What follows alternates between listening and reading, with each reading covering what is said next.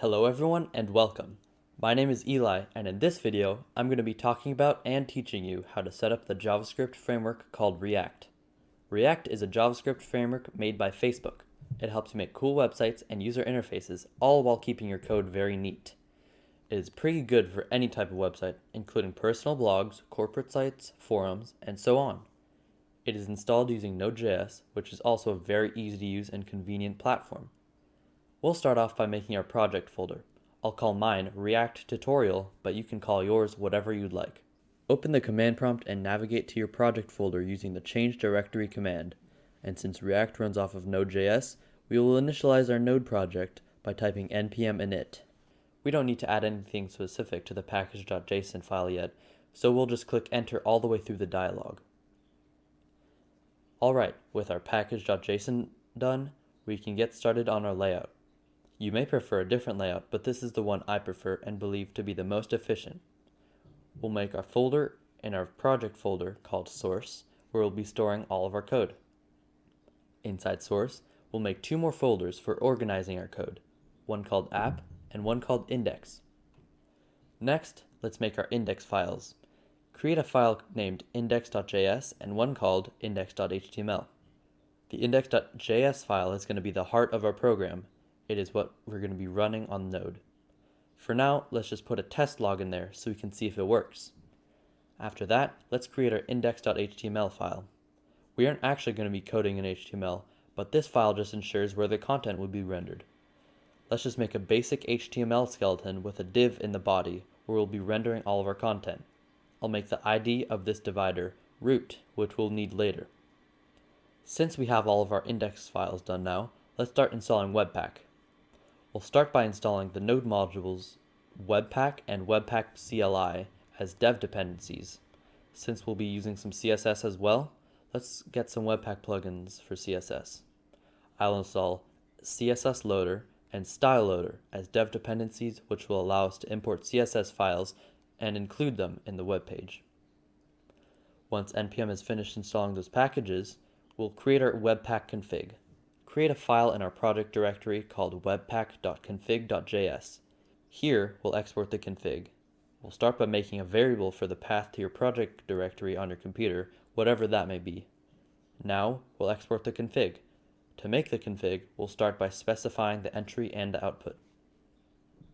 The entry is just the path to our index.js file, which is ./source/index/index.js.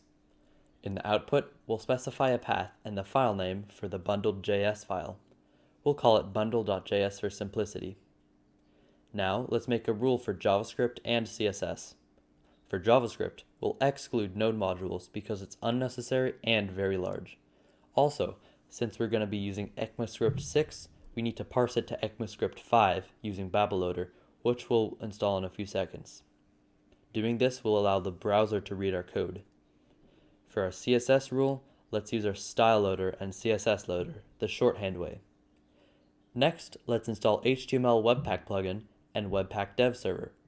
html-webpack-plugin will simplify the creation of HTML to serve our Webpack bundles.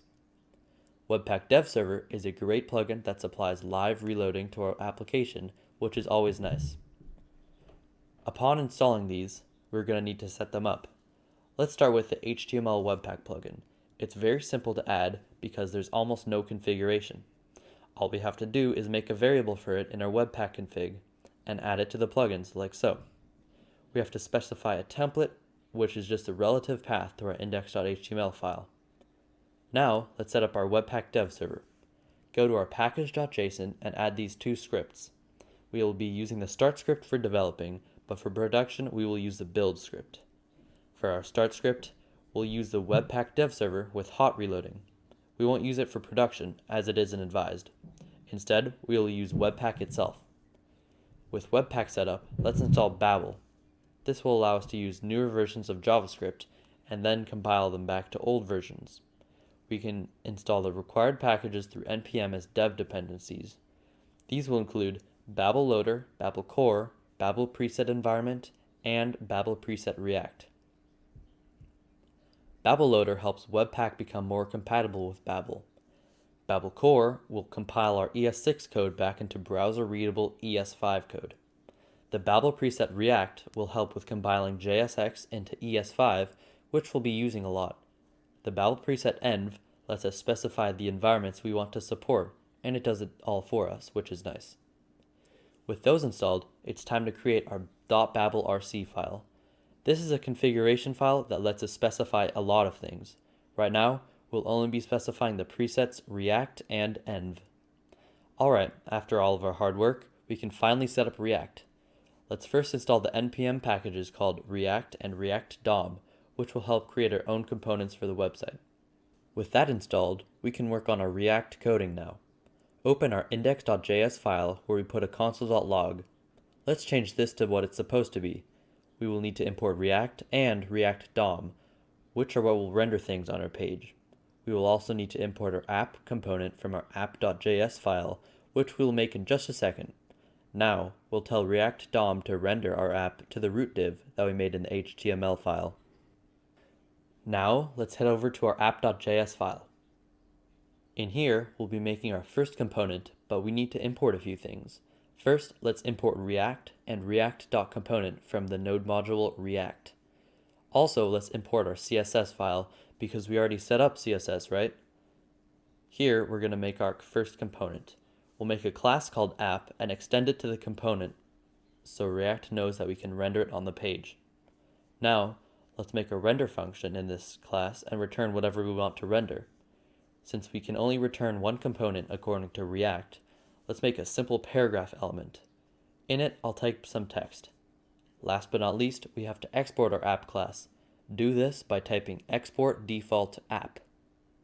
Okay, with our JavaScript file done, we have one more step to go. We imported our CSS file, but there's nothing in it. Let's fix that real quick. I'll give the page a background color and the text can be big and colored. Congratulations, you've just created your very own React boilerplate. Or you just learned how to do it in case you weren't actually coding. Now all we have to do is type npm start into our console and voila! We have our web server set up and it shows the text we put in. That's it for this video. Thanks for watching and I hope you enjoyed.